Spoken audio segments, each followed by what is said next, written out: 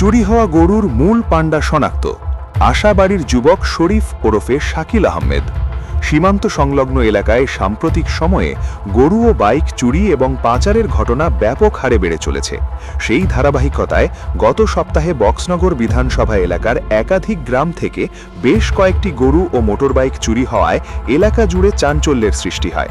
স্থানীয় জনগণের অভিযোগের ভিত্তিতে বিধায়ক তফাজ্জল হোসেন, কলমচৌড়া থানার পুলিশ এবং ৪৯ নং ব্যাটালিয়ন বিএসএফ যৌথভাবে তদন্তে নামে। টানা ৪ দিন ধরে অভিযান চালানোর পর অবশেষে চুরি হওয়া গরুগুলি বাংলাদেশ থেকে উদ্ধার করে প্রকৃত মালিকদের হাতে তুলে দেওয়া হয়।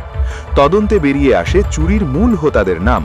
পুলিশ সূত্রে জানা যাচ্ছে, আশাবাড়ি গ্রাম পঞ্চায়েতের বাসিন্দা শরীফ ওরফে শাকিল আহমেদ, কলসমুড়া গ্রাম পঞ্চায়েতের সোহাগ মিয়া এবং আরও কয়েকজন এই চক্রের সঙ্গে জড়িত। অভিযুক্তরা দীর্ঘদিন ধরে সীমান্তবর্তী এলাকায় সক্রিয় থেকে গরু ও বাইক চুরি করে পাচারের সঙ্গে যুক্ত ছিল। রাতের অন্ধকারে গরুগুলোকে সীমান্ত ঘেঁষে বাংলাদেশে পাঠানো হতো বলে ধারণা করছে পুলিশ। স্থানীয়রা জানিয়েছেন, অভিযুক্তদের সন্দেহজনক চলাফেরা আগেও নজরে এসেছিল, কিন্তু প্রমাণের অভাবে ব্যবস্থা নেওয়া সম্ভব হয়নি। চুরি হওয়া গরুগুলি উদ্ধারের পর বিধায়ক তফাজ্জল হোসেন, কলমচৌড়া থানার পুলিশ ও বিএসএফ কর্মকর্তাদের উপস্থিতিতে গরুগুলি মালিকদের হাতে তুলে দেন। বিধায়ক জানান, এ ধরনের অপরাধে কাউকে ছাড় দেওয়া হবে না। সীমান্তে শান্তি ও নিরাপত্তা বজায় রাখতে প্রশাসন কঠোর অবস্থানে থাকবে। পুলিশ ইতিমধ্যে সোহাগ মিয়াকে গ্রেফতার করেছে এবং তাকে জিজ্ঞাসাবাদের পর অন্যান্য সহযোগীদের নাম জানা যায়। বৃহস্পতিবার সোহাগ মিয়াকে আদালতে সোপর্দ করা হয়েছে।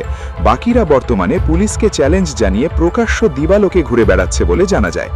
মূল অভিযুক্ত শরীফ ওরফে শাকিল আহমেদ সহ পুরো চোর চক্রকে ধরতে তৎপর দেখাচ্ছে না পুলিশ। এদিকে এলাকায় এখনও উত্তেজনা বিরাজ করছে এবং স্থানীয়রা অভিযুক্তদের দ্রুত গ্রেফতারের দাবি জানিয়েছেন।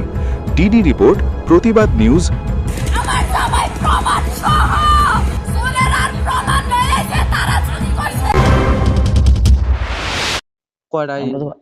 কয়টা গরু কয়টা? আর একটা মনে বার করছো কোনো? এখন গরু কয়টা ইয়া করছেন? হ্যাঁ, আপনি দিচ্ছেন কয়টা? তিনটা। 3টে না? হুম কালা একটা নাকি? হুম আর সাদা একটা? হুম আর একটা? আরেকটা মনে দিয়ে লাগছে এটুকু যে বার করে দেন, আমরা কিন্তু লাইনটা খারাপ দেখে আমি চুরি মুড়ি যখন পরে বেদল হয়ে যাবে বুঝলি।